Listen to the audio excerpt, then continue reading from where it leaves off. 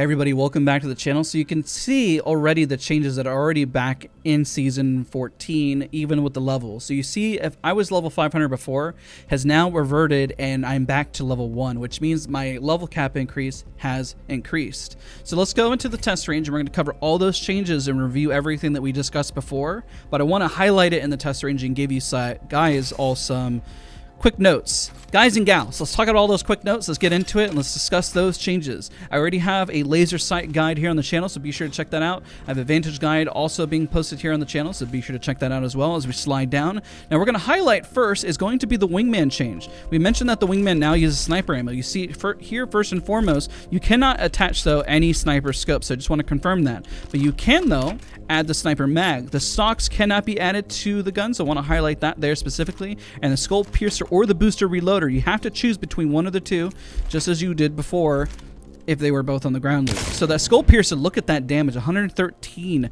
to the head. Keep in mind that these targets do not have helmets. This is without helmets in terms of overall damage, so it's very important to highlight. So if I remove the skull piercer, you take a look at the base damage that's being done, 97. So pretty solid boost as well to the overall sniper. Which is now, you know, going to be with the Wingman. It's kind of weird to call it a sniper, isn't it? Now, let's take a look at the Spitfire. Let's take a look at that overall. Let's take a look at the mags that attach. So it is a sniper mag. Sorry, the little light mag there. That is going to be added, as well as the no barrel. So no barrels are still added to this. Just want to highlight that as well.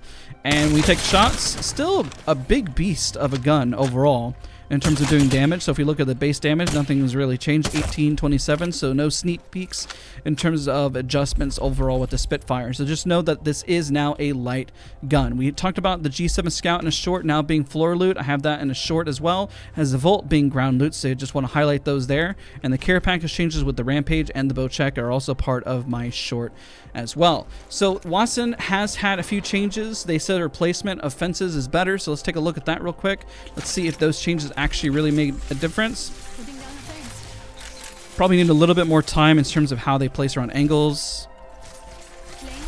I would say they feel a little snappier. We'll see if they bust anything with her. I always feel like every time they try to, it's definitely like an in-between. It's definitely got a little snappiness. You see that there? It's kind of interesting. I don't know if that's going to really screw us up, like if we're at a door frame. Let's take a look at the door frame, what that looks like. They just mentioned that they improved it a little bit. They just didn't really specify what that meant.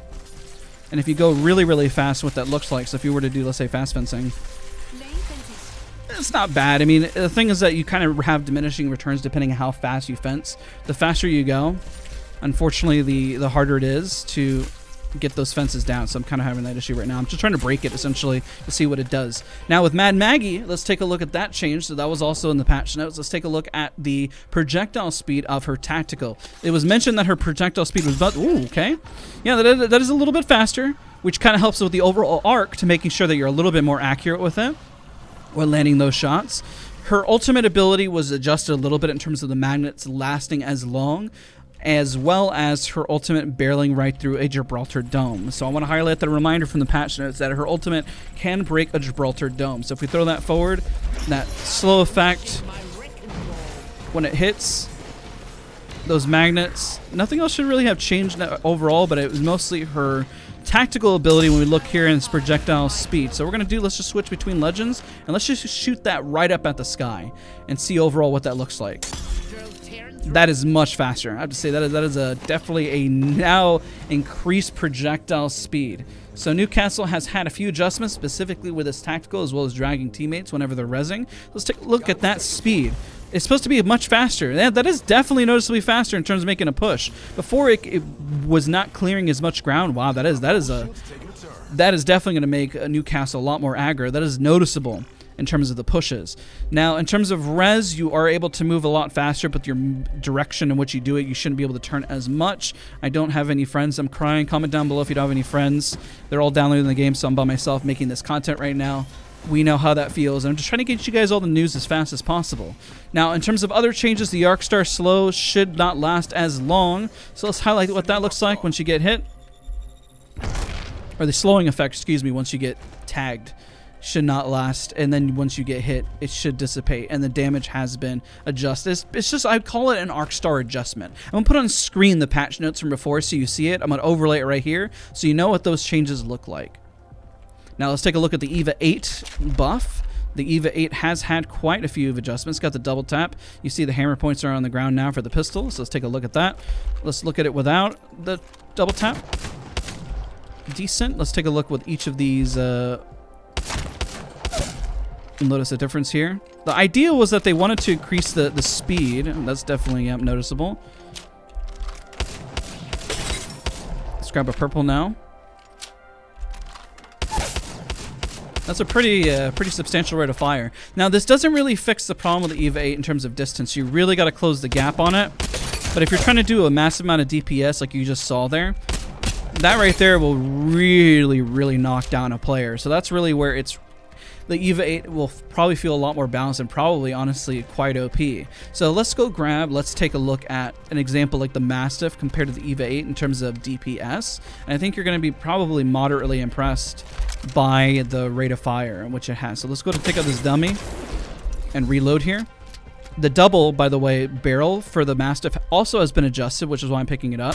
So you see the DPS, it still takes around 3 shots, mostly because when you're close and you move up, look at that. That's pretty close. That's very, very strong. I have to say that is strong. That's quite impressive, even when you take a look at that, because the Mastiff has been. You don't have that dual shell with it, and that's why I have it in my inventory there. Let's take a look at the 30-30 repeater. This also had quite a few changes also made to it, as well as the skull piercer. Let's look at the headshot damage multiplier. That is 74, and that's charged. Once we charge it up, let's see here. 100. Wow. Oh my gosh. Keep in mind these targets don't have helmets. Just want to highlight that.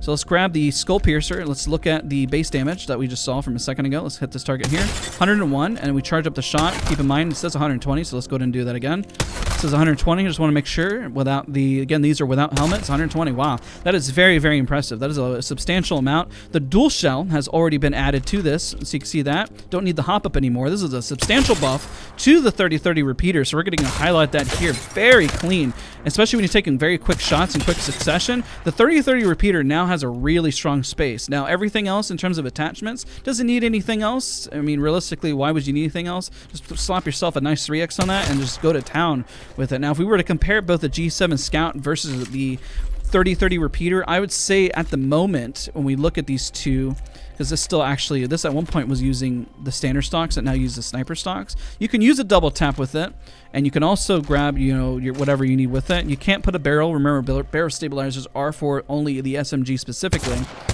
But that is a good amount of damage that you see there, 120 with the... It's like they try to balance. One has with a double tap and one has a single shot, essentially. So let's change this back to single fire.